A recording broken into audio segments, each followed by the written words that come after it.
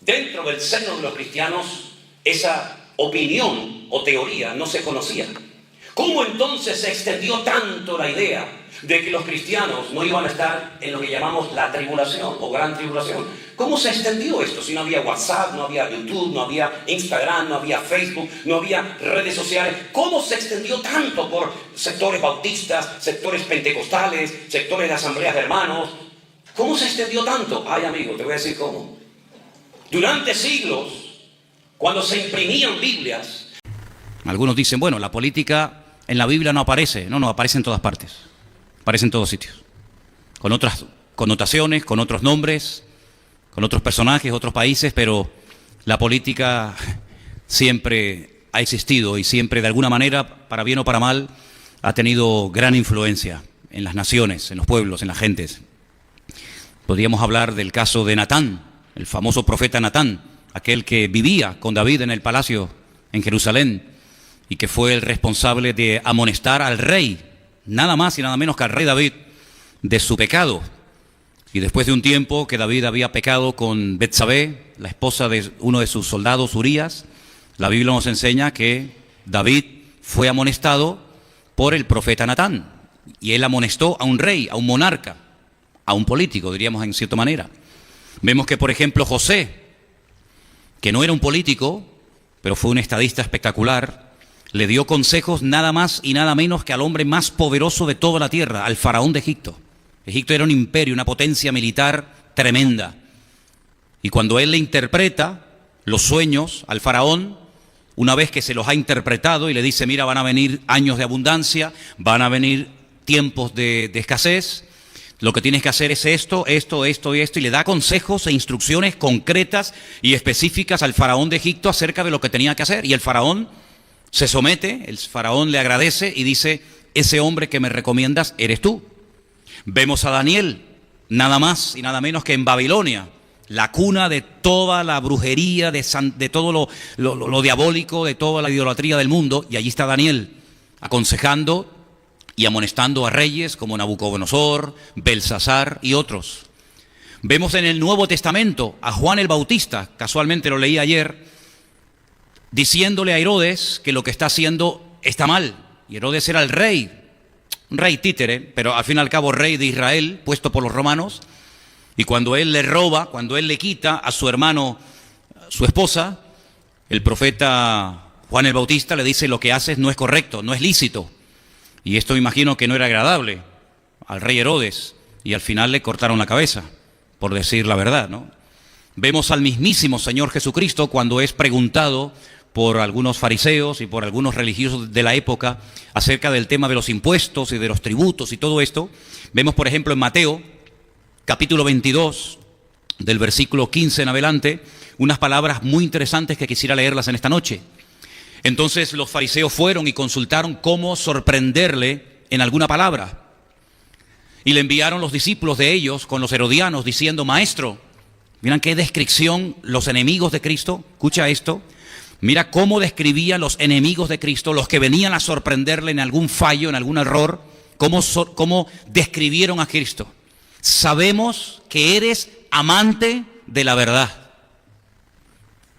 que enseñas con verdad el camino de Dios y que no te cuidas de nadie, porque no miras la apariencia de los hombres. Una descripción de Cristo extraordinaria. Dinos pues, ¿qué te parece? ¿Qué opinas? ¿Es lícito dar tributo a César o no? Cuidado, cuidado. Como digas que sí, te pones en contra a todo tu pueblo. Como digas que no, te pones en contra por rebelión, por sedición a todos los romanos.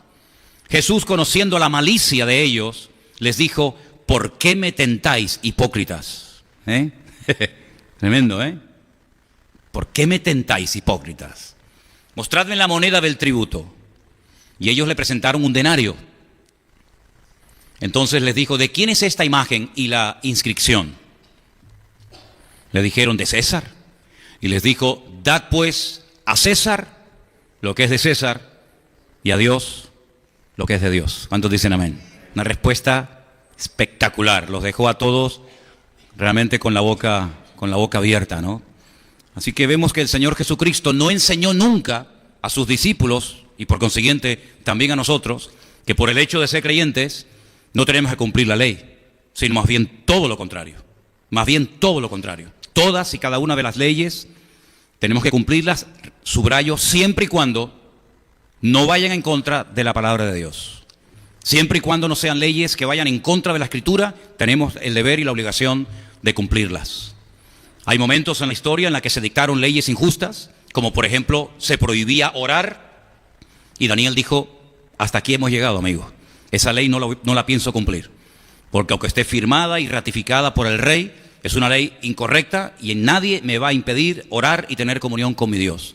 Y lo siguió haciendo. No es que a partir de ese día Daniel se convirtió en un hombre de oración. Dice que ya era su costumbre orar por la mañana, por la tarde y por la noche, todos los días de su vida, y lo siguió haciendo con las ventanas de la casa donde vivía abiertas. No se ocultó, no tuvo temor, porque era una ley antibíblica, y nosotros los cristianos, las leyes, tenemos obligación de cumplirlas siempre y cuando no vayan en contra de la palabra de Dios. ¿Estamos de acuerdo?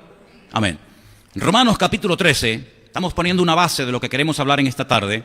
Hemos ya leído la explicación de Jesús sobre el tema de dar o no dar el tributo al César. Leamos en Romanos capítulo 13, estamos en plena efervescencia del Imperio Romano. El Imperio Romano lo domina todo: la cultura, el arte, la pintura, la arquitectura, la religión, absolutamente todo ha sido infectado, invadido por el Imperio Romano, y sabemos que los romanos eran idólatras, eran una promiscuidad sexual terrible, agresivos, violentos, despiadados, etcétera, etcétera. Pero en ese fervor, en ese tiempo del Imperio Romano en el que arrasaban y no tenían ningún tipo de escrúpulos ni de reparo con adultos, con jóvenes, con mujeres, con niños, Pablo escribe lo siguiente, Romanos capítulo 13, verso 1. Sométase toda persona a las autoridades superiores. Incuestionable el mandato. Sométase. Porque no hay autoridad sino de parte de Dios. Y las que hay por Dios han sido establecidas. De modo que quien se opone a la autoridad, a lo establecido por Dios, resiste. Y los que resisten acarrean condenación para sí mismos. Versículo 3. Porque los magistrados no están para infundir temor al que hace el bien, sino al malo. ¿Quieres pues no temer la autoridad? Haz lo bueno y tendrás alabanza de ella. Porque es servidor de Dios para tu bien, pero si haces lo malo, teme, porque no en vano lleva la espada. Hoy en día diríamos la porra, ¿no? Pues es servidor de Dios, vengador para castigar al que hace lo malo. Por lo cual es necesario estarle sujetos, no solamente por razón del castigo, sino también por causa de la conciencia. Y termino con el verso 6 que dice: pues por esto pagáis también los tributos, los impuestos, porque son servidores de Dios que atienden continuamente a esto mismo. ¿Cuántos dicen amén? Así que he puesto como base estos dos textos, uno de Mateo capítulo 22, otro de Romanos capítulo 13, donde vemos que las autoridades, repito y subraya, siempre y cuando no vayan en contra de la palabra de Dios, hay que obedecerlas, hay que sujetarnos. No todas las leyes caerán de buen agrado en nuestra vida. Hay algunas leyes que nos gustaría que no existieran, pero aún así hay que cumplirlas. La madurez del creyente no se demuestra cantando. Cantar no cuesta nada. De hecho, lo hemos hecho ahora y podíamos haber estado 3/4 de hora más, y puede cantar incluso hasta el inconverso que entra por primera vez a una iglesia y no le cuesta nada, porque encima es acompañado por otros que cantan y le ayudan, y encima tenemos la letra, y etcétera, etcétera. La madurez del creyente se demuestra en muchos aspectos de la vida, y uno de los aspectos de la vida del creyente es someterse a aquellas autoridades y a aquellas leyes que aparentemente nos pueden parecer duras, difíciles de cumplir, pero sin embargo, si es ley y no está en contra de la palabra de Dios, repito y dejo claro, tenemos la obligación de cumplirlas, cada una de ellas. A mí me gustaría, les soy sincero, poder ir a 160, 180 por las autopistas. A mí personalmente me encantaría, pero no puedo, porque el límite de velocidad, la autoridad en este país lo ha establecido a 120. Si queremos correr más de la cuenta, pues tendríamos que irnos al país de nuestra hermana Cordy, en Alemania, donde hay muchas autopistas, que ahí no hay límite de velocidad, pero nosotros no vivimos según las leyes de Alemania, nosotros vivimos según las leyes de España. Y hay leyes que nos pueden gustar más, nos pueden gustar menos, pero son las que hay. Y este es el país donde vivimos, y en el país donde vivimos los creyentes tienen que saber vivir y tienen que adaptarse. Y por ejemplo, si hubiéramos vivido en los primeros siglos de la era cristiana, existía la esclavitud. No era un delito tener esclavos, al contrario. Pablo escribe a los esclavos cristianos. Repito, a los esclavos cristianos. Y les dice, sujetaos a vuestros amos.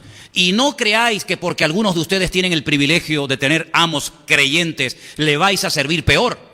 Sino al contrario, si eres esclavo y tu amo es creyente, tienes que servirle mejor. Primero porque es tu amo y segundo porque es tu hermano en Cristo. ¿Qué te parece? En ningún momento el apóstol Pablo, ni Pedro, ni Juan, ni Santiago, ni ningún apóstol, ni el mismo Cristo dijo hay que abolir la esclavitud. En ningún momento, sino más bien todo lo contrario. Y cuando Pablo conoce en Roma a un esclavo que se ha fugado de casa de su amo, de Filemón, y lo lleva a los pies de Cristo, no le dice, bueno, pues ahora que eres mi hermano en Cristo, quédate aquí conmigo, borrón y cuenta nueva, sino que escribe una carta preciosa, que la tenemos, por cierto, aquí en nuestras Biblias, que es la carta de Pablo a Filemón, y le dice, y ahora vete a casa de tu amo y da la cara. Da la cara. No te preocupes, yo voy a interceder por ti. Filemón es mi amigo, Filemón es mi hermano en Cristo. En su casa hay una iglesia que la pastorea Lucas. Tú no te preocupes, que yo voy a hacer todo lo posible para que Filemón te reciba. Y ahí empieza un juego de palabras. Sabemos que la palabra onésimo significa útil. Pero Pablo dice, que en otro tiempo te fue un inútil, ahora te es útil tanto a ti como a mí. Te pido que lo recibas, que tengas misericordia, que lo recibas como un hermano, no como a un prófugo de la ley, sino como a tu hermano en Cristo. Y si en algo te defraudó, si algo te robó, si algo te hizo daño, pues ponlo a mi cuenta que yo lo pago. Es decir, vemos que en ningún momento el apóstol Pablo incita a Onésimo a rebelarse en contra de su amo, sino más bien todo lo contrario, a dar la cara y a tratar de solucionar las cosas de la mejor manera. Ahora bien, trasladando todo esto a nuestro tiempo actual, pleno siglo XXI, y en este país tan lleno de mezclas y tan complicado y a veces tan difícil de entender como es España. Sé que en esta noche hay hermanos que han venido de otros países. Sé que aquí entre nosotros hay argentinos, cubanos, venezolanos, ¿qué más? Uruguayos, sí, argentinos, en fin, de Ecuador. Bueno, todos nosotros tenemos algo en común y vivimos todos en el mismo país. Y este país de España, yo he tenido el privilegio de conocerlo un poco. Mis padres son españoles, mi padre ya murió, mi madre aún sigue con vida, los dos son españoles, o fueron españoles, mi padre. Mis abuelos nacieron en España, los conocí. Mis bisabuelos los conocí por parte de mi abuelo, también eran de España. Mi bisabuelo fue alcalde de Arrecife de Lanzarote, 1800 y pico, antes de huir rumbo a Cuba en un barco de vela, y después fue a Argentina y posteriormente llegaron a Venezuela. Es decir, que conozco un poco este país. Este país es un país lleno de mezclas, porque por este país de España han pasado todos los que te puedes imaginar y conozcas. Han pasado los celtas, los íberos, los fenicios, los suevos, los vándalos, los alanos, los romanos, los árabes, los judíos y ahora los argentinos, los bolivianos, los chilenos, los dominicanos, que por este país ha pasado absolutamente todo el mundo. Está en un lugar estratégico del continente europeo, es donde termina o donde empieza Europa, según cómo se mire. Para los griegos, ellos lo llamaban Iberia. Iberia era España para los griegos. Hispania, que significa país de metales preciosos, para los romanos. Y cada uno de los que han pasado han dejado su cultura, sus tradiciones, sus palabras, etcétera, etcétera. Por lo tanto, cuando hablamos de España no hablamos de un país homogéneo. Si juntáramos a un gallego, a un andaluz, a un vasco, a un canario, a un catalán, a un madrileño, aunque todos hablan el mismo idioma, aparentemente, la diferencia de una región a otra es tan abismal que a veces cuando saltas de una provincia a otra parece que te has ido de España y has llegado o has aterrizado en otro lugar. Se hablan oficialmente 4 idiomas oficiales, pero luego hay más de 16 dialectos que se hablan en diferentes partes del país, como el aranés, el ibicenco, el mallorquín, el valenciano y tantos dialectos que se enseñan y se hablan. Es un país que realmente es un misterio, que permanezca unido, porque es tan diferente una persona del norte a una persona del sur, o una persona de Castilla, a una persona de Cataluña, o a un vasco, o a un gallego, que es realmente algo milagroso el que España se haya mantenido, digamos, unida durante tantos siglos. Hay algunos refranes muy conocidos cuando se habla de España. Tomé nota de alguno de ellos. Este, por ejemplo, me llamó mucho la atención. Para unos, para los romanos y para otras personas, decían que España tiene que ser el país más fuerte del mundo, porque los españoles llevan siglos intentando destruirlo y aún no lo han conseguido. Otros decían, los españoles prefieren la guerra al descanso, y si no tienen enemigo exterior, siempre buscarán uno dentro de la casa. Es increíble, ¿no? Ahora, cuando hablamos, por ejemplo, de este país, me llama mucho la atención y quiero que ustedes sepan eso, y se lo decía a Irle hace un rato para que se enseñe esto en la escuela dominical de los niños. España aparece en la Biblia en 3 ocasiones, tanto en el Antiguo como en el Nuevo Testamento. Claro, el nombre de España en el Antiguo Testamento no era el de hoy en día.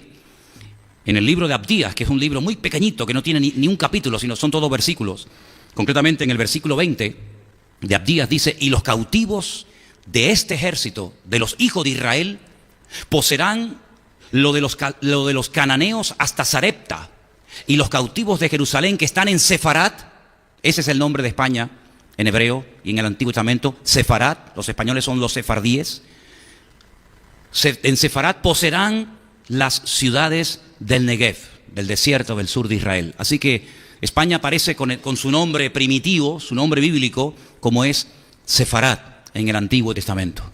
Y en el Nuevo Testamento, concretamente en la carta del apóstol Pablo, en el capítulo 15, aparece en 2 ocasiones el nombre España. Y quiero leerlos. Me imagino que muchos lo sabrán, otros tal vez no. Romanos 15, 24. Cuando vaya a España, palabras de Pablo, iré a vosotros, porque espero veros al pasar y ser encaminado allá por vosotros, una vez que haya gozado con vosotros. Y el versículo 28, mas ahora voy a Jerusalén, el 28, ahora voy a Jerusalén para ministrar a los santos. Así que cuando haya concluido esto y les haya entregado este fruto, pasaré entre vosotros rumbo a España. En 3 ocasiones, 2 veces en romano y una vez en el Antiguo Testamento, aparece el nombre de España. De aquí salió un señor que algunos dicen que era español, otros dicen que era genovés, otros dicen que era judío, otros dicen que era portugués, y la verdad es que la historia aún no se ha terminado de poner de acuerdo. Lo que sí todo el mundo sabe es que Cristóbal Colón era un asiduo lector de la palabra de Dios.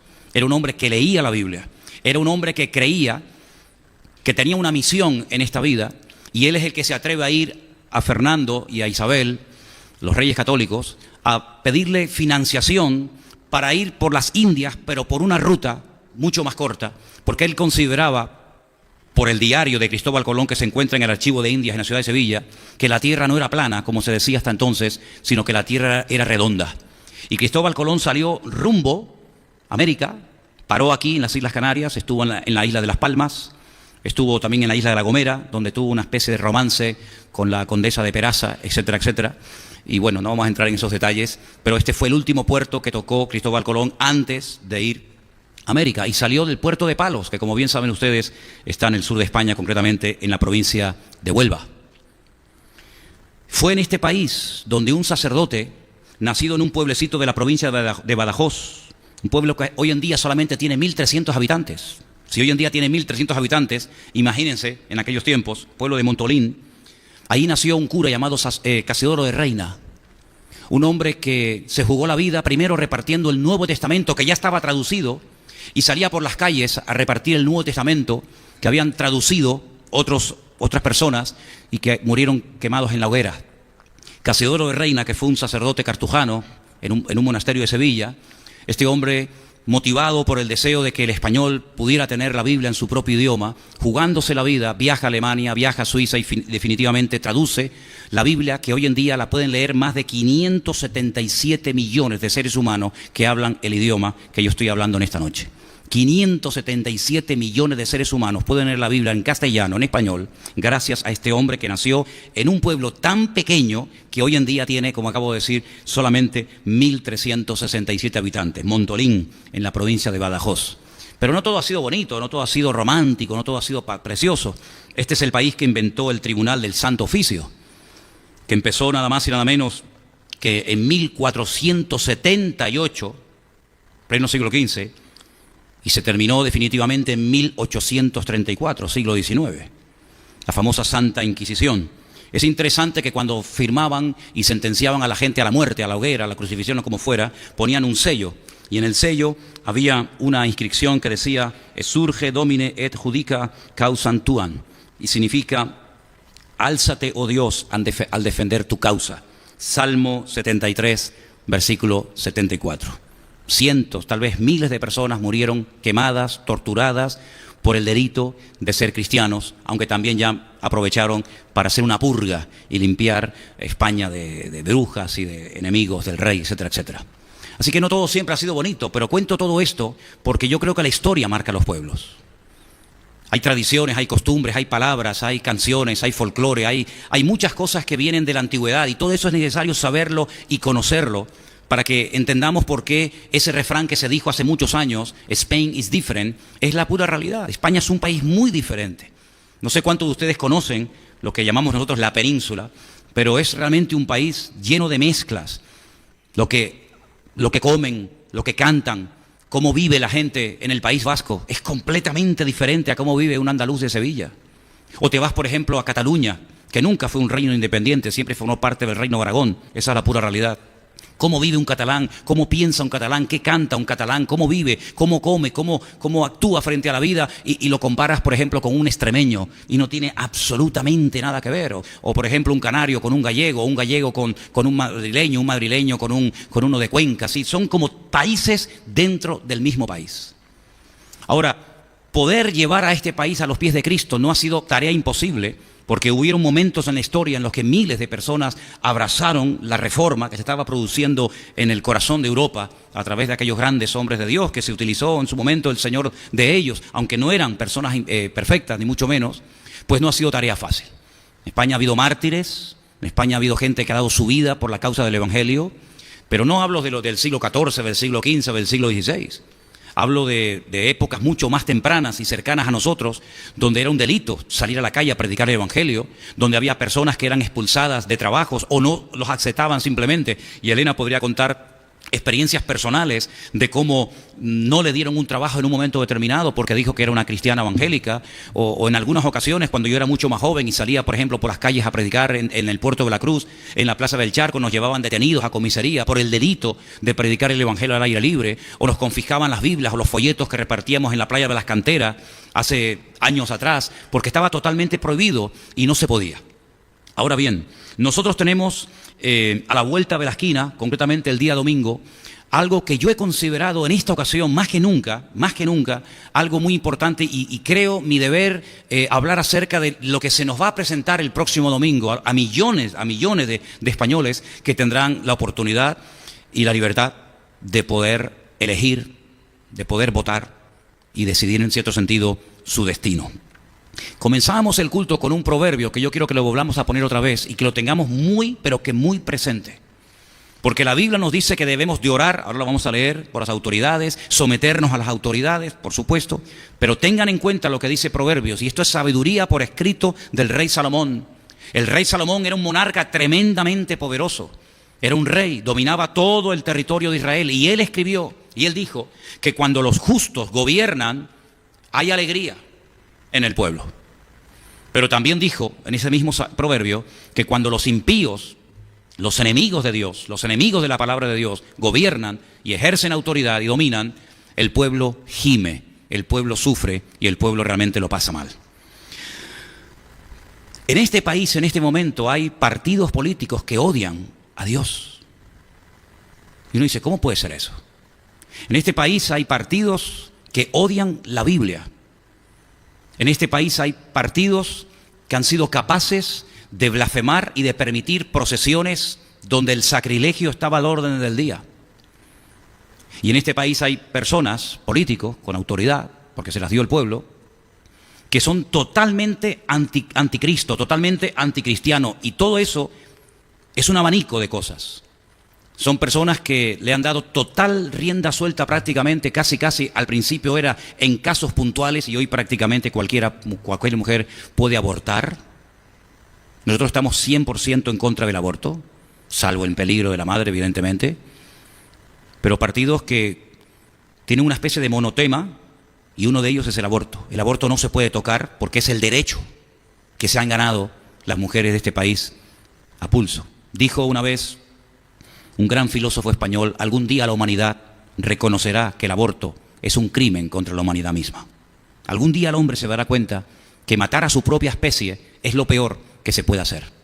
Se habla del derecho de la madre, pero ¿quién defiende el derecho del niño? Se habla de que no es un ser vivo, se cambian los adjetivos, pero aunque la mona se vista de seda, mona se queda. No deja de ser un crimen, no deja de ser un asesinato, me da igual si lo sacan a los 3 meses, a los 15 días, a los 6 meses, o como se dice hoy en día, incluso en el momento de nacer. Ahí se quiere llegar, hasta en el momento del mismo parto, están dispuestos a aprobar una ley que si en ese momento la madre decide no tenerlo, en ese momento se puede eliminar al niño. Hasta ese punto hemos llegado. Tocar hoy en día el tema de los homosexuales en cualquier tertulia, en cualquier radio, en cualquier periódico, en cualquier televisión, es declararte hombre muerto.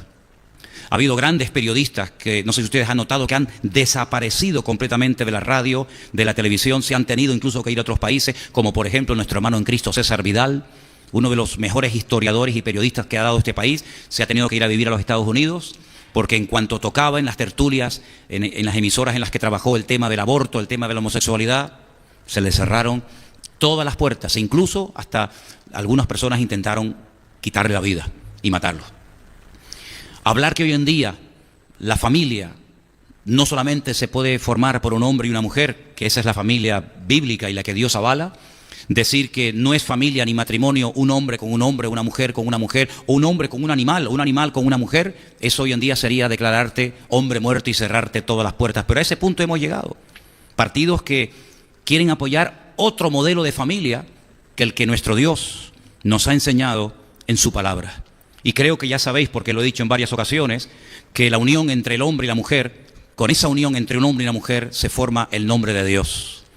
Y en el momento en el que quieras poner un hombre con un hombre o una mujer con una mujer, el nombre de Dios desaparece. Y en el momento en el que en una unión incluso entre un hombre y una mujer y quites el nombre de Dios, lo que queda es fuego y destrucción. Y lo que se ha intentado sistemáticamente, de una forma muy bien planificada, es quitar a Dios de en medio. Pero no solamente quitar a Dios de en medio, sino hacerle la guerra a Dios.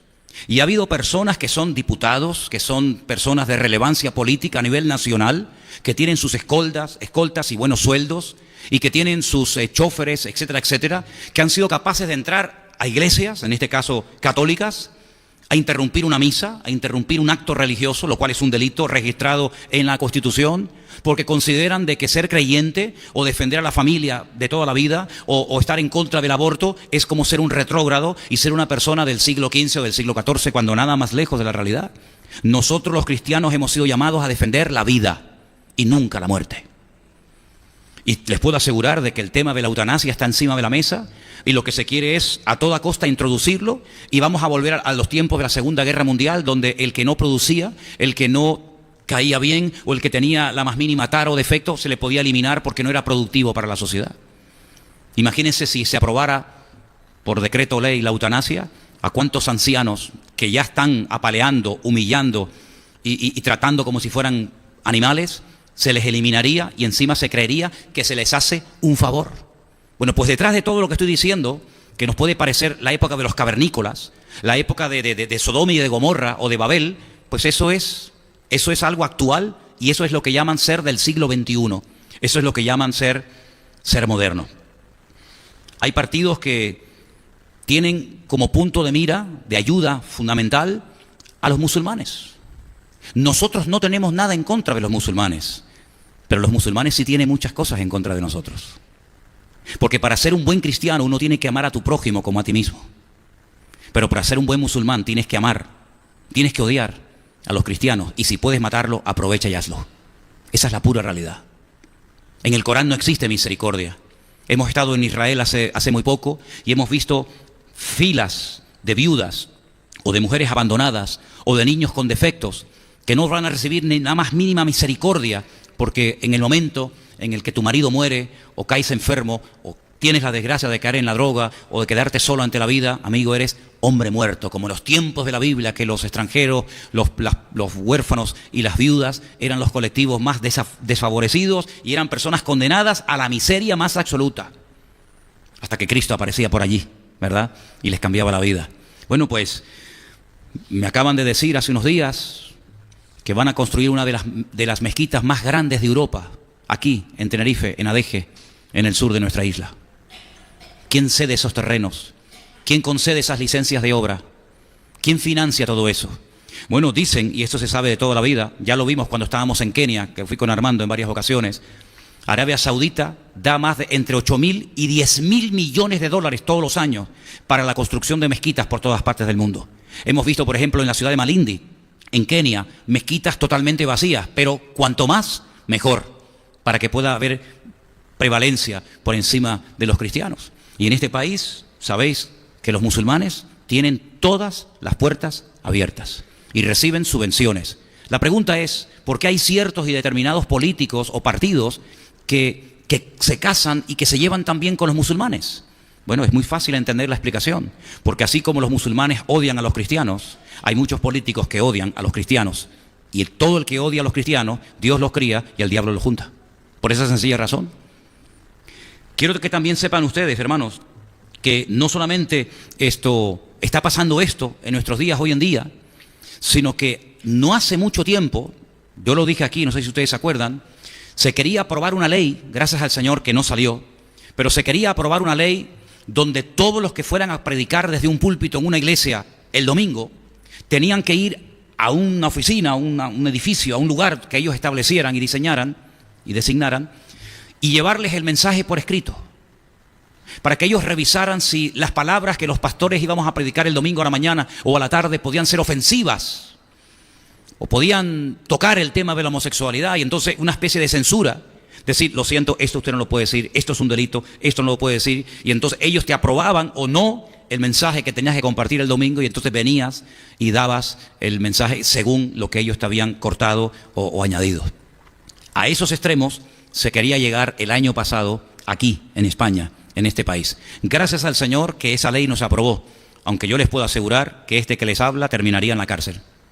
Porque a mí jamás nadie me va a decir lo que debo y lo que no debo hablar de la palabra de Dios, sino todo lo contrario. Los cristianos, y más yo que me dedico a servir al Señor, tenemos que tener el valor de denunciar lo que la Biblia denuncia, de avalar lo que la Biblia avala y de decir claramente todo el consejo de Dios, le guste a quien le guste y le pese a quien le pese. No sé lo que ocurrirá en los próximos años, pero lo que está bien claro es que desde hace mucho tiempo se está intentando ir cortando, hasta el punto, queridos hermanos, que se está llegando a un nivel en el que se está comentando muy seriamente, no sé si ya existe en algún colegio, lo ignoro, de que se supriman los baños de niños y de niñas, porque vamos al unisex, ¿verdad? Ya hay un montón de cosas unisex. Ya cuando pasas por una peluquería, ya es peluquería unisex. Si hay ropa unisex, si hay gimnasios unisex, y iglesias unisex, etcétera, etcétera, ¿no? Pero la Biblia hace una gran diferencia. Si yo fuera mujer, a mí me ofendería que me quisieran comparar con un hombre. Si yo fuera hombre, que lo soy, me ofendería que me quisieran igualar a una mujer. Esto no es cuestión de ser mejor o peor. Es cuestión de aceptar lo que eres y punto. Y la Biblia nos habla, y la naturaleza y la ciencia lo avala, que solamente existen dos sexos, masculino o femenino. Pero creo que ahora hay también como una moda de gente que no se sienten, porque antes se sentía o hombre o mujer. Y el hombre a veces quería ser la mujer y la mujer quería ser hombre. Pero ahora hay una tercera característica, o una cuarta o quinta, ya no sé por dónde vamos. Que hay algunos que ya son asexuales. Ya no se sienten ni hombre ni mujer. Por eso hay que inventar algunas palabras y algunos adjetivos y algunos términos nuevos, porque ya cómo te diriges a uno que no es hombre y a uno que no es mujer. Me hace recordar ese versículo que dice la Biblia, que en el tiempo del fin, cuando el Señor venga, será un día que solamente el Señor conoce, que no será de día ni de noche. Y uno dice, ¿cómo será ese día? Porque o es de día o es de noche. Ese día solamente lo conoce el Señor. Pues hemos llegado a un punto en el cual hay niños, jovencitos, ¿verdad?, que ya dicen que no se sienten ni hombre ni mujer. ¿Saben que en la Biblia hay 44 versículos que hablan acerca de las responsabilidades civiles de los cristianos? Vamos a leer uno de ellos. 1 Timoteo 2, versículos del 1 al 2. Exhorto ante todo a que se hagan rogativas, oraciones, peticiones y acciones de gracias por todos los hombres, por los reyes y por todos los que están en eminencia, para que vivamos quieta y reposadamente en toda piedad y honestidad. Tito 3, versículo 1, nos dice lo siguiente: recuérdales que se sujeten a los gobernantes y autoridades, que obedezcan, que estén dispuestos a toda buena obra.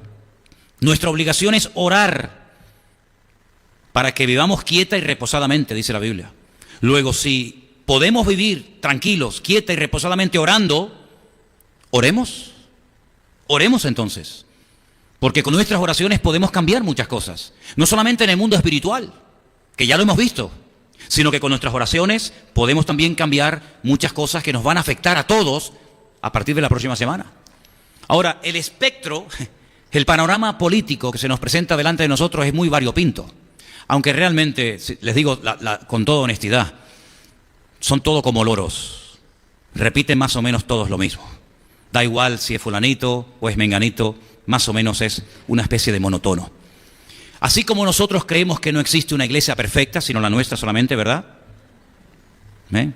Así como creemos que no existe una iglesia perfecta. No hay una iglesia perfecta. Amén, hermano. Esta no es perfecta. No hay ninguna iglesia perfecta. Tampoco podemos caer en el absurdo de creer que hay un partido 100% perfecto que se va a adaptar al 100% de lo que dice la palabra de Dios. En todas las iglesias hay sus más y sus menos, están compuestas por seres humanos, los seres humanos somos imperfectos, pero hay una gran diferencia entre los que somos imperfectos y amamos al Señor y queremos agradarle, y aquellos que también como nosotros son imperfectos, pero entregan su vida para el mal y para ser instrumentos del diablo. Hay una gran diferencia. Una iglesia nunca puede ser perfecta, porque desde el pastor hasta el último, todos son imperfectos, pero esas personas imperfectas reconocen su dependencia de Dios, recurren a Él, claman a Él, el Señor los fortalece, los ayuda, los transforma, los restaura, etcétera, etcétera, y sus imperfecciones están sometidas al gobierno de Dios y pueden llegar a ser personas de mucha bendición si se dejan utilizar por Dios, a pesar de que son instrumentos imperfectos. Pero el hombre imperfecto que no quiere conocer a Dios, que le da descaradamente las espaldas a Dios, puede llegar, si encima tiene poder y autoridad, puede llegar a hacer gemir y llorar a los santos, a los hijos de Dios, como hemos leído en esta noche en el libro de Proverbios. Así que todos somos imperfectos, las iglesias son imperfectas, todos son imperfectos, los partidos también son imperfectos, porque están compuestos por seres imperfectos, pero dentro de la gran imperfección de la raza humana, hay diferencias, por supuesto que las hay. Yo jamás en mi vida, y ahora hablo a título personal, jamás en mi vida yo daré mi voto ni mi apoyo a un partido que apoya el aborto. Jamás, jamás en mi vida, porque cada aborto que se celebre y se realice en este país se hará con mi voto y con mi consentimiento. Y mi conciencia me impide apoyar a un partido que apoya el aborto. Y además, hermanos, Europa está envejeciendo a pasos agigantados. La despoblación de los pueblos en España, de la España rural, prácticamente ha casi desaparecido. Hay pueblos donde hay 2, 3, 4, 5 habitantes y pueblos que ya han desaparecido y están totalmente vacíos. Y conocemos algunos de ellos, por Galicia, por Castilla-La Mancha, etcétera, etcétera. Luego es un disparate que en España, en vez de ayudar a tener hijos, se ayuda a no tenerlos. Y a los que lo tienen, a que los aborten y terminen en el cubo de la basura. La Biblia dice que tener hijos es una bendición que viene de parte de Dios. Y el aborto es un asesinato. El aborto es un crimen. Es haciendo un mal uso de tu derecho, entre comillas, quitarte de encima lo que te estorba, lo que te molesta y tirarlo al cubo de la basura. Ese cuerpecito de ese futuro médico, abogado, arquitecto, predicador, pastor, etcétera, ese cuerpecito es sinónimo de que Dios es el dador de la vida. Y Dios es el que da la vida y el que la quita. Y cuando una persona tiene más facilidades para abortar que para parir y criar a sus hijos, eso es un disparate. Y yo nunca en mi vida apoyaré a un partido que apoye la muerte de los niños pequeños. Me da igual si tienen 13 días, 15 días, 6 meses, 1 año o 9 meses, me da exactamente igual. Dentro de todo el espectro político hay partidos que apoyan los matrimonios de homosexuales. Y si yo doy mi voto a un partido que apoya el matrimonio, que no es matrimonio de homosexuales o de lesbianas, cada acto de eso que se realice se hará con el voto que yo en su momento le di. Por lo tanto, creo que lo importante es, dentro de lo que se nos ofrece, dentro de lo que hay, buscar lo que más se ajusta, lo que más se asemeja, lo que más respeta los mínimos de valores y de principios fundamentales, como por ejemplo el principio de la vida. Yo quiero apoyar a un partido que defienda la vida y no la muerte. Y yo quiero apoyar a un partido que nos defienda a nosotros y no tanto a los que saltan una valla insultando, gritando, maldiciendo a las autoridades, como por ejemplo la policía. Y yo doy muchas gracias a Dios por la policía, porque cuando hemos tenido algún problema, entre comillas, con alguna persona que ha venido al culto a perturbar, ¿a quién hemos recurrido? ¿A quién hemos llamado? A la policía. Y la policía ha venido y ha ayudado a solucionar el problema que no teníamos por qué solucionarlo nosotros, pero gracias a las autoridades puestas por Dios han solucionado el problema.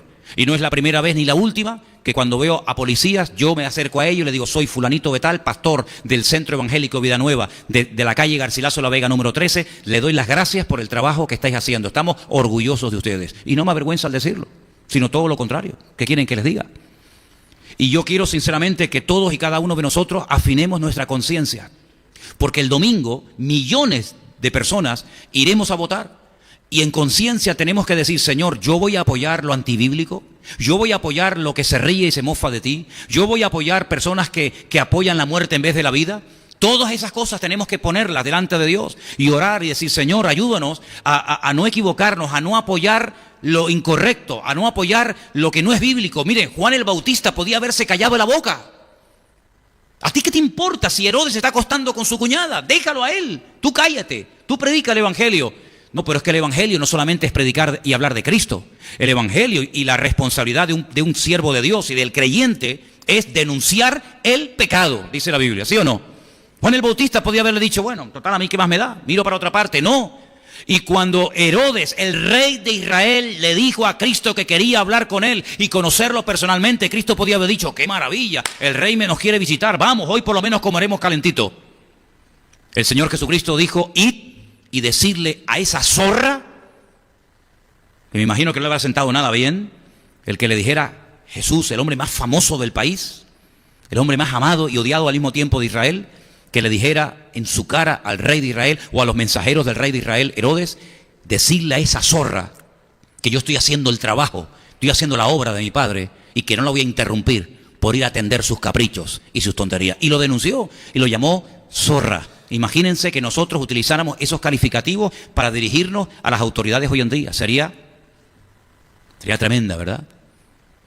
Una de las cosas que debemos de orar es para que Dios nos dé el valor de denunciar lo que tenemos que denunciar. La Biblia dice que tenemos que ser la sal de la tierra y la luz del mundo. Y la luz sirve para iluminar, para disipar las tinieblas. Y la sal servía para evitar el proceso de descomposición de los alimentos. ¿Cómo vamos a atravesar el desierto con carne y con pescado si no la salamos? Esos animales, eso que hemos pescado o cazado, se va a pudrir por el camino y no vamos a poder hacer uso de ello. Y la sal se usaba para evitar el proceso de descomposición. Y la iglesia, hermano, tú y yo, hemos sido puestos en esta tierra para frenar el proceso de descomposición y por lo menos para denunciar el pecado. Y si quieren seguir pecando, allá ellos, pero nunca podrán decir que no hubo profeta en Israel, como dice la Biblia. Por lo tanto, cuando se nos presente la oportunidad de hablar en tertulias, con vecinos, con amigos, compañeros de trabajo, de la universidad, donde sea, donde sale el tema de la homosexualidad, el tema del aborto, el tema de esto o el tema de aquello, hermanos, hagamos actos de presencia, no nos quedemos callados, digamos lo que Cristo diría en ese momento si estuviera en nuestro lugar. Y por otra parte, dejando un poco el tema espiritual a un lado, yo sinceramente siento en mi corazón que este país necesita un cambio. Yo le hablaba el otro día con Chantal, la hija de nuestra hermana Miguelina, Y me decía algo que a lo mejor algunos de ustedes pueden decir, no, pero si a mí también me pasaba lo mismo. Ella me dijo que en su país, en la República Dominicana, cada mañana antes de entrar a clase, se cantaba el himno nacional y se levantaba la bandera.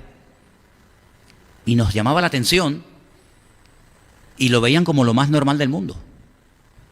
No quiero ni imaginarme lo que le harían a una persona del público en la famosa Super Bowl, cuando se van a enfrentar los dos equipos finalistas, ¿no? En esa competición de rugby americano, donde cantan el himno americano y levantan la bandera. No quiero ni pensar lo que le harían a una persona por quemar la bandera norteamericana de las barras y de las estrellas y por insultar y gritar al himno norteamericano. Yo creo que cualquier norteamericano, sea demócrata o sea republicano, lo machacaría en aquel momento.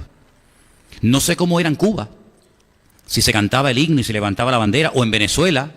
Yo aún me acuerdo de Gloria al Bravo Pueblo, que todo aquello. Venezuela podrá estar hecha a pedazos y podrás estar a favor de uno o en contra de otro, pero que al venezolano no le toquen su bandera y que al venezolano no le toquen su himno. Porque esa bandera y ese himno representa la esencia de un pueblo. Y me da igual si es fulanito o es menganito, pero lo que no haría jamás un japonés, ni un cubano, ni un argentino, ni un venezolano, ni un chileno, ni un canadiense, lo que no haría nadie, ustedes han podido comprobar cómo en este país la bandera se quema, al himno nacional se le pita, se le insulta, y en algunas provincias de España el ir con una bandera es casi jugarte la vida. Y yo, por ejemplo, he estado en unas cuantas iglesias en Estados Unidos predicando. He estado en Orlando, he estado en Miami, he estado en Atlanta, he estado en California, y yo he visto en todas las iglesias norteamericanas, en la famosa Catedral de Cristal de Robert Schuller, allí en California, yo he visto en todas las iglesias norteamericanas la bandera de Estados Unidos. Y nadie se alarma, nadie se asusta, porque representa al país que amas y que quieres evangelizar. ¿O no queremos evangelizar España? Yo doy gloria a Dios por cada uno de los que han venido de otros países que están con nosotros. Para nosotros eso es un gozo, porque además no es nada nuevo. Ya Dios nos lo dijo cuando teníamos la plataforma en aquel lugar. Una noche el Señor me dio una palabra profética que la di hace casi 20 años, cuando éramos 6 allí en ese rincón y que entrábamos por lo que hoy en día es el Rastro. Y teníamos toda la iglesia llena de paneles y de cortinas porque había tanto eco aquí adentro que era prácticamente imposible predicar y entendernos. Y yo dije ahí, cuando estábamos en ese rinconcito, 6 o 8 personas, que esta iglesia se llenaría de extranjeros y de gente herida. Y en aquel momento no había nadie que entrara dentro de esa clasificación. Y el Señor comenzó a sorprendernos. Incluso llegamos a tener en el Puerto de la Cruz la Fiesta de las Naciones, donde vino Antena 3 y donde vinieron las radios y donde vinieron las televisiones en el Día de las Naciones, porque llegamos a tener un montón de hermanos de diferentes países entre nosotros. Y para nosotros es un privilegio el tener hermanos de Colombia, de Venezuela, de Argentina, chileno, cubano, etcétera. Es un gozo. Pero seamos sinceros, lo que nosotros debemos de orar y pedirle al Señor es que se convierta gente de aquí. Porque la mayoría del latino que viene ya viene evangelizado o convertido y busca solo la iglesia. Y no es tan complicado que hermanos latinos como ustedes vengan a esta congregación o a otra. Pero lo que es complicado y lo que debe ser nuestra meta es orar para que se conviertan canarios. Y se convierta el de la tienda y el del supermercado y el de la ferretería y el vecino de arriba. Y debemos de orar para que se convierta gente de aquí. Amén, hermanos. Pero ¿cómo los vamos a alcanzar si no los amas? ¿Cómo vas a evangelizar a una persona de un país del cual estás todo el día hablando basura y quejándote por todo lo que hace y por todo lo que es? España tiene muchos defectos, no nos cabe la menor duda. A mí me han operado 4 veces. 4 veces he estado en la mesa de un quirófano y yo no he pagado ni un centavo. Me operé en Sevilla, me operé en Burgos y me operé 2 veces en Tenerife. Y yo doy gracias a Dios, porque yo no tuve que llevarme las sábanas, ni las toallas, ni las curitas, las tiritas, ni me tuve que llevar nada. Y yo doy gracias a Dios porque a mí me atendieron. Y doy gracias a Dios que Elena ha parido 2 veces y las 2 veces nos han atendido sin ningún problema. ¿Que hay una lista de espera? Claro, faltaría más. Faltaría más que no haya una lista de espera. Pero en Estados Unidos, si no tienes un seguro privado, te mueres como un perro. Y si el seguro que tienes contratado no cubre toda la asistencia sanitaria, te cogen y te ponen en la puerta de la calle. Porque alguien me dijo en Estados Unidos que lo más caro en Estados Unidos es nacer y morir. Ay, amigo, y aquí, gracias al Señor, nuestra seguridad social, vamos a decir que es gratis, ¿no? Aunque la pagamos entre todos. Yo uso un spray cuando me dan ataques de asma que vale 75 euros. Y cuando lo voy a pagar, creo que me cobran 50 céntimos o algo así. Para mí eso es un privilegio. Si yo tuviera que comprar ese spray cada vez que me da un ataque de asma, imagínense ustedes. Gracias a Dios que me dan, como dicen aquello, de Pascuas a Ramos, ¿no? Pero yo doy gloria a Dios por eso. Y yo doy gloria a Dios de que nosotros hemos podido estar en este local 18 años y nunca se ha metido nadie con nosotros. Y podemos predicar con total libertad y salir a la plaza de la esquina a repartir folletos. ¿Y saben qué? Una noche estábamos Anderson y yo hablando en la puerta de la iglesia y pasó una pareja de venezolanos recién llegados. Y eran como las 11 y pico de la noche, estaban todo el rato mirando para todos lados. Y Anderson le dijo, miren, escuchen una cosa, relájense. Dice, no, es que mira, digo, relájense. Aquí no va a pasar nada. Aquí no va a pasar nada. Y nunca me olvidaré cuando fui a buscar a unos hermanos que vivieron con nosotros en casa un tiempo, unos hermanos de Argentina, que cuando entré con el coche a la puerta de la iglesia, él se bajó corriendo y empezó a cerrar toda la puerta y le digo, oye, ¿qué te pasa? Dice, no, es que se nos pueden colar. Digo, ¿quién? Las ratas, las cucarachas, lo único. Y nuestra iglesia del Puerto de la Cruz, que no vive nadie, gracias al Señor, nunca hemos tenido ningún problema. Y no hay rejas, ni sirena, ni alarma, ni perro, ni vallas electrificadas. Y todo eso es un motivo para dar gracias al Señor. Y algunos de ustedes, en momentos puntuales, han recibido alguna paga. Pequeña, insignificante, más o menos, pero la has recibido. Pero cuando estuvimos en Bolivia, en Santa Cruz de la Sierra, en Bolivia, conocíamos a muchas personas que no tenían recursos para la medicina, para la operación. Es decir, España es un país con muchos defectos, sin lugar a dudas, por supuesto. Pero yo doy gracias a Dios por vivir en este momento, en este lugar. Y creo que un cristiano nunca debe de criticar el país en el cual vive. Y más si te está dando de comer. Cuando nosotros fuimos a vivir a Argentina, a mí me gustaba, yo me enamoré hasta del nombre Argentina. Fuimos en el año 90, enero del 90. No, perdón, agosto del año en agosto del 90. Y cuando llegamos a Argentina, el mate, yo tomaba litros de mate, que para mí no sabía nada, pero yo quería ser un argentino más. Y nos invitaban a las 11:30 de la noche los argentinos a hacer un asado y decíamos, pero ¿cómo no vamos a comer un atracón de carne a las 11:30 de la noche? Pero era la costumbre, porque los argentinos, yo siempre he dicho que no duermen. Los argentinos no duermen, los argentinos duermen media hora y al día siguiente se levanta y va a trabajar. Y nos gustaba todo de Argentina, todo. La carne, el folclore, la comida, la gente, el acento, todo nos gustaba. Y pudimos viajar por Catamarca, por La Rioja, por Mendoza, por Bariloche, por Buenos Aires, por Córdoba. Y todo nos gustaba. Y jamás en mi vida se me puede decir que cuestioné o critiqué a los argentinos. Y además, para más INRI, hasta mi yerno es argentino. De lo cual estoy muy contento. Porque mi hija pequeñita, que fue argentina, que años más tarde se enamoró de un argentino, tiene narices, ¿eh? Es que se cierra el círculo, ¿verdad? Y cuando estábamos allí nos llamaba la atención que los argentinos presumían del clima que tenían o que tienen.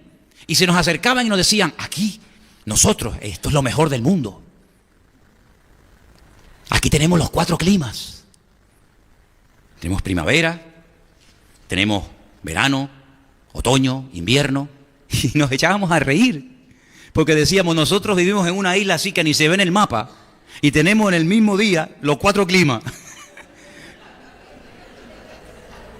Te vas al Teide y estás allí muerto de frío. Hace poco nos pasó, nos fuimos Elena y yo con la moto a Vilaflor. Dicen que es uno de los pueblos más altos de España. Un frío, con nuestra mochilita, unos bocadillos, un termito. Nos fuimos allí a la montaña y estábamos ahí muertos de frío. Digo, mi madre, qué frío es aquí. Bajamos, nos fuimos a Bades y vimos a todo el mundo bañándose en la playa. Y te vas a Tacoronte, donde vive Priscila, que vive en lo que es Ucrania, Siberia, siempre lloviendo, siempre niebla, todo el mundo hecho polvo, ¿eh? Y después te vas a otro sitio, un viento. Mi suegra llegó a decir un día, nunca me olvidaré, Esperanza, es que aquí cambia el clima de una calle a otra. ¿Es verdad? Te vas a la calle de Mercadona, sol perfecto, los niños jugando en el Parque Don Quijote. Te vienes aquí un viento que el que tenga peluquín te lo tiene que amarrar con chicle porque se te vuela. Estás en la acera de enfrente, Dios, qué calor. Estás para acá, uy, qué frío, no hace un frío más cosa. Y aquel me hablaba de los 4 climas. Digo, pues si esto es nada, y aquí tenemos los 4 climas. Como se come aquí, no se come. No. Presumían de todo, presumían del clima, presumían de la comida. Y nosotros, hermanos, todo lo cuestionamos, todo lo criticamos. Qué diferentes somos, ¿verdad? ¿Cuándo vamos a comenzar a darle gracias a Dios por vivir en un lugar donde hay algo? No se podían poner comentarios en la Biblia. Estaba prohibido, estaba muy mal visto que en la palabra de Dios se pusieran comentarios de predicadores o de personas conocidas o influyentes. No se podían poner fotografías, ni mapas, ni nada. Solamente era la Biblia, de Génesis, Apocalipsis, ¿me explico? Pero hubo un hombre muy conocido, muy respetado en círculos evangélicos o protestantes, llamado el señor, el doctor Scofield. ¿Lo conocen? Las famosas Biblias de Scofield. Pues ya la saben. Él puso por primera vez en la historia, en una Biblia, comentarios de sus estudios, de las exégesis, es decir, de lo que él entendía que significaba ese texto. Y añadió los comentarios de este señor cura que decía que la Iglesia Católica o la Iglesia Cristiana no estaría en la gran tribulación. Y la gente creyó que era un comentario de él, y como era un hombre tan respetado y tan querido, dijeron, bueno, pues si nuestro hermano, el pastor Scofield, dice que la iglesia no estará en la gran tribulación, tiene que ser así, porque lo dice Scofield. Por eso, ¿cuántas veces yo le digo? No digan amén a todo. Analicen con las escrituras si lo que están oyendo es palabra de Dios o es palabra de hombre o es una opinión personal. Estudien, salgan de la ignorancia por amor de Dios. No digan amén a todo, porque por mucho que quieran al pastor, por mucho que lo amen, por mucho que lo admiren, mírenlo con lupa. No se traguen el camello y el mosquito. Analicen a la luz de la Sagrada Escritura si verdaderamente eso tiene fundamento bíblico o es simplemente una opinión.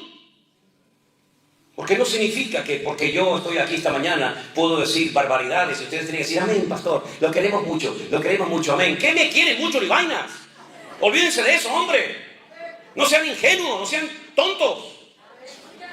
Analícenme, miren con lupa si yo lo que predico es palabra de Dios. Y si es palabra de Dios, diremos amén, nos guste o no. Pero si no es palabra de Dios, ni Manolo ni Perico de los Palotes, no voy a decir amén. Uy, pero es que, un momento, no me aplaudan. No digan, bueno, es que es el ungido de Jehová. ¿Y usted qué es, hermano? ¿Usted no es ungido del Señor?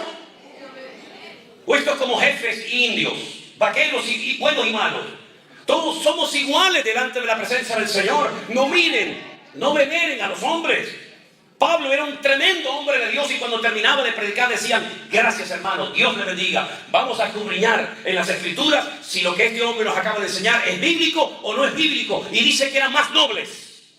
Pero sin embargo, yo he escuchado a predicadores que dicen, hermano, no sean tan críticos como los hermanos de Berea, que todos lo miraban y todos lo cuestionaban. No, para que te digan a ti así, sí, a todo. Y vivas como un rey a costa de tus ovejas. No, mis hermanos, ya terminó ese tiempo de ignorancia y de oscuridad y de tinieblas. Ahora tenemos las Sagradas Escrituras en nuestros propios idiomas para analizar si verdaderamente eso es bíblico o no es bíblico. Y me dicen algunos, sí, pero hermano, usted no conoce ese versículo. Digo, ¿de cuál versículo me va a hablar que no conozco? ¿De qué me está hablando? No conoceré de otra cosa, pero de Biblia a mí no me va a pillar en nada. Es que la Biblia dice que Dios no nos ha puesto para ira, sino para alcanzar salvación. Y yo le digo a esta persona, por si acaso hay alguien aquí así, Dios no nos ha puesto para ira, ¿no? Vamos al Apocalipsis y busquemos la palabra ira. Busquemos la palabra ira. ¿A qué ira se refiere? Y me dice, ¿que a qué ira se refiere el texto? La ira del dragón, mencionada en el Apocalipsis. La ira del cordero, mencionada en el Apocalipsis. O la ira de las naciones. ¿A cuál de las tres iras se refiere el Señor cuando dice, yo no os he puesto para ira, sino para que alcanzáis salvación? ¿A qué ira se refiere? Dios no está airado. Dios no está enojado contigo. Porque tú eres real sacerdocio. Tú eres nación santa. Tú eres pueblo adquirido por Dios, lavado y comprado por la sangre de Jesucristo, para que anuncie las virtudes de aquel que te llamó de las tinieblas a su luz admirable. La ira de Dios no nos va a afectar. Dios no está enfadado con la iglesia. ¿Cuántos dicen amén? Dios no está enfadado con su pueblo. Puede ser que esté triste, puede ser que esté, pero enojado hasta el punto de querer machacarnos y destruirnos, en absoluto, mi hermano, en absoluto. Mi Padre no es así. Si vosotros, siendo malos, sabéis dar buenas dádivas a vuestros hijos, de tal manera que si tu hijo te pide pan, no le vas a dar una piedra. O si te pide un pescado, no le vas a dar un escorpión. Si vosotros, siendo malos, sabéis dar buenas dádivas a vuestros hijos, ¿cuánto más? ¿Cuánto más? Mi Padre Celestial os dará las cosas que ustedes necesiten. Estamos exentos de la ira del Cordero, de la ira de nuestro Dios. Pero ¿y de la ira del diablo? ¿Y de la ira de las naciones? ¿Saben cuántos hermanos nuestros en la fe están pagando con su vida y derramando su sangre por no querer claudicar y abandonar los caminos del Señor? ¿Saben cuántos hermanos han torturado y quemado en estas guerras en Siria, en Irán, en Pakistán, etcétera, etcétera? ¿Saben cuántos hermanos nuestros están en este momento en campos de concentración en Corea del Norte, en China, etcétera, etcétera? ¿Saben el precio terrible que están pagando entre algunas naciones de la tierra nuestros hermanos en Cristo? Qué lindo es estar en América. Oh, por fin el sueño americano. Oh, praise God. Praise God. Si te cogieran a ti y te llevaran ahora a Irán y te impidieran llevar una Biblia en la mano, ¿dirías praise God? ¿O dirías help me God? ¿Te das cuenta? La ira de las naciones es terrible contra la iglesia. Hay naciones donde por llevar una Biblia en la mano te cortan la mano, la cabeza. Hay lugares donde el enemigo se ha levantado con una furia contra la iglesia tremenda. Claro que el Señor no está irado conmigo, pero las naciones nos odian. El diablo nos odia, hermanos. Así como nuestro Dios nos ama, el diablo te odia, no quiere verte feliz, no quiere verte unido con tu familia, no quiere verte prosperado, no soporta verte bien, porque el ser más amargado y frustrado de la historia de la humanidad se llama Satanás. No tiene amigos, no tiene familia, no tiene iglesia, no tiene nada, anda errante de un lugar para otro, busca al diablo en la Biblia, no puede estar en todas partes al mismo tiempo, evidentemente, eso solamente se le atribuye a Dios. Lo ves en el jardín de Edén, lo ves en el desierto, lo ves en la casa de Job, lo ves por aquí, porque está errante, amargado y frustrado, todo le ha salido mal, todo. Y además hay una sentencia sobre su cabeza, como una lápida que pesa sobre su cabeza, y es que las puertas del infierno, las cuales tú representas, no prevalecerán contra la iglesia, porque el Señor ha prometido edificar su iglesia a lo largo de la historia. Aleluya. Por lo tanto, mis queridos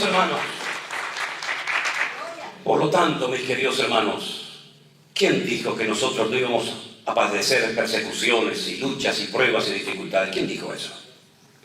Es más, os voy a leer unos versículos. ¿Tenéis tiempo? Los voy a leer igual. Primera de Corintios, capítulo 15.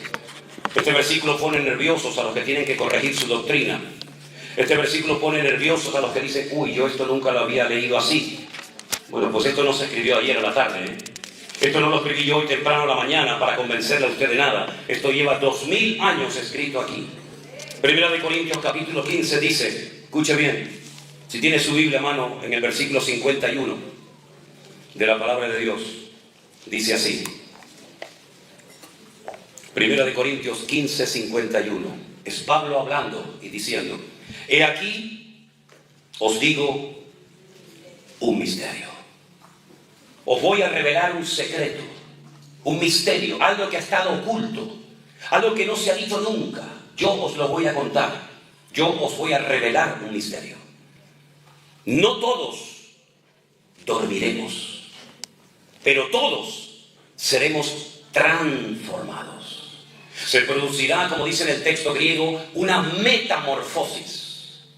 Lo que ocurre cuando el gusano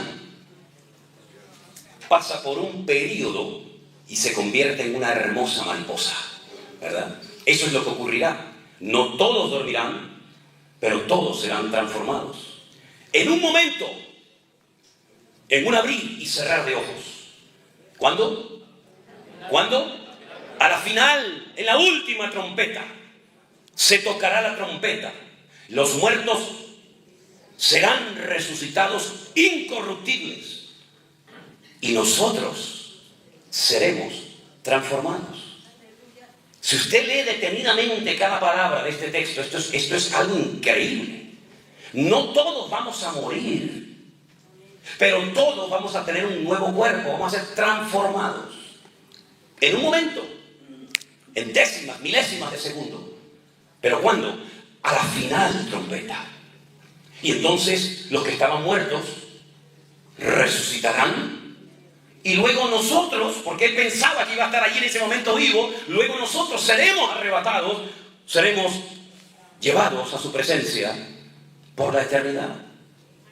En la Biblia solamente se habla de dos futuras resurrecciones de muertos. Una para vida y una para muerte. La de muerte es la de todos los inconversos a lo largo de la historia. Al final de los tiempos, cuando se abran los libros y el que no se haya inscrito en el libro de la vida será arrojado vivo al lago de fuego y azufre por la eternidad. Esa es la muerte segunda.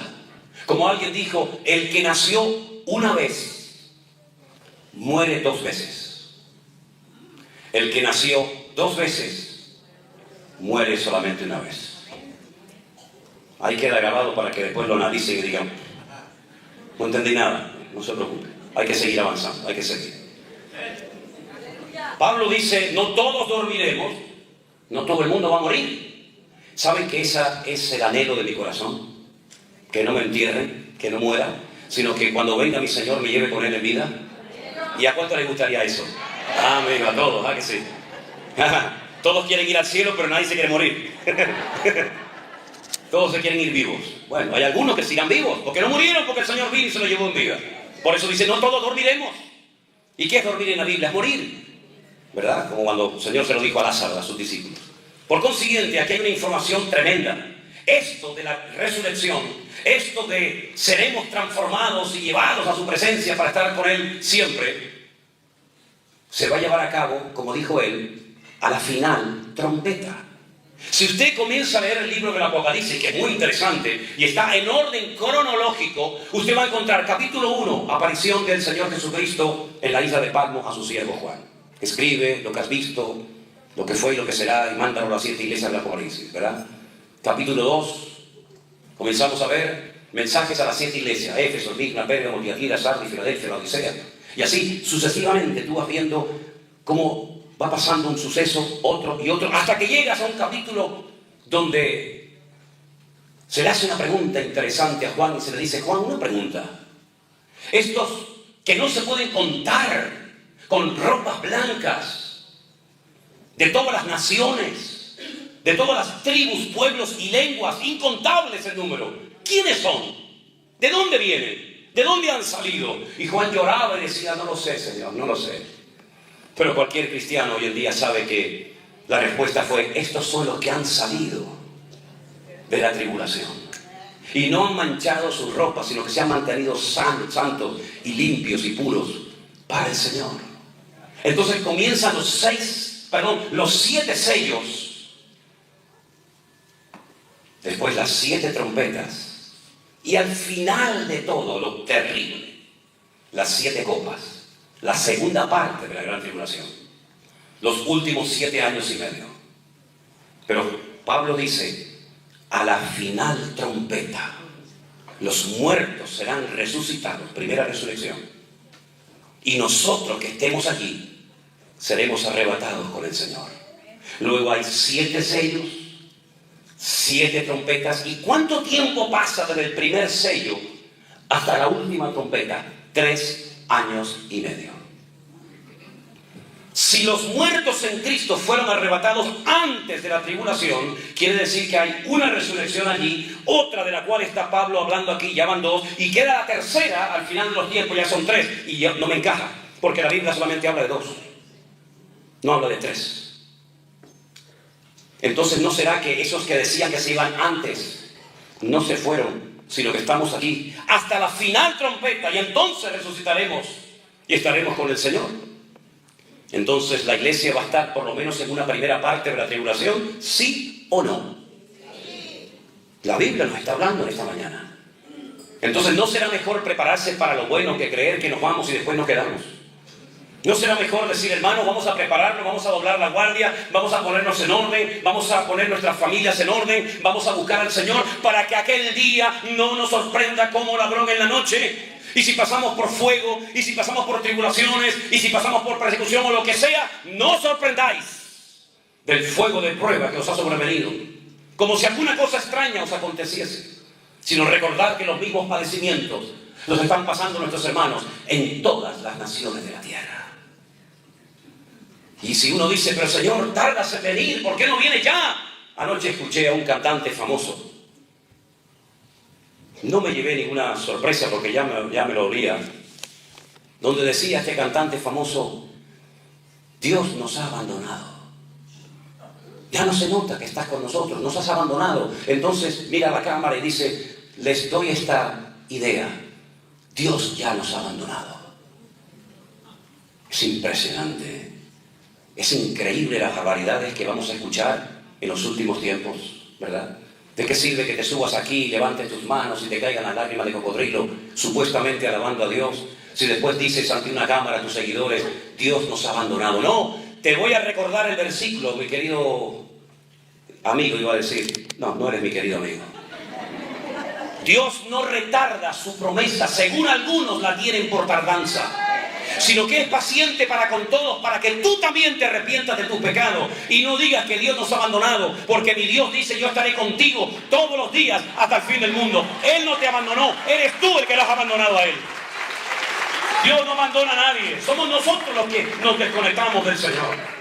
Nunca ha estado el Señor tan cerca de su iglesia como en este último tiempo. Lo creo con todo mi corazón y no lo digo por quedar bien ante ustedes. Yo creo que hacía siglos, créanme, siglos que Dios no hablaba tan directamente y tan claramente a la iglesia como de hace unos años a esta parte.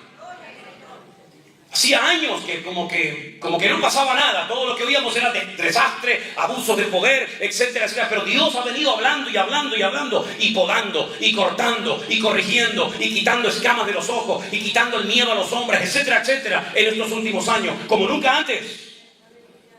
Y hay dos fechas que yo tengo grabadas a fuego en mi corazón. Nunca las podré olvidar, me han marcado para toda mi vida. 14 de marzo del 2020. Cuando salió el presidente de España en los canales de televisión y dijo, declaramos el estado de alerta. Y allí nos tuvimos que meter dentro de nuestras casas. Creíamos una semana, 2 semanas, 3 semanas, aquello era infinito, no terminaba nunca. Pero en aquellos días fue cuando el Señor puso en nuestro corazón seguir predicando.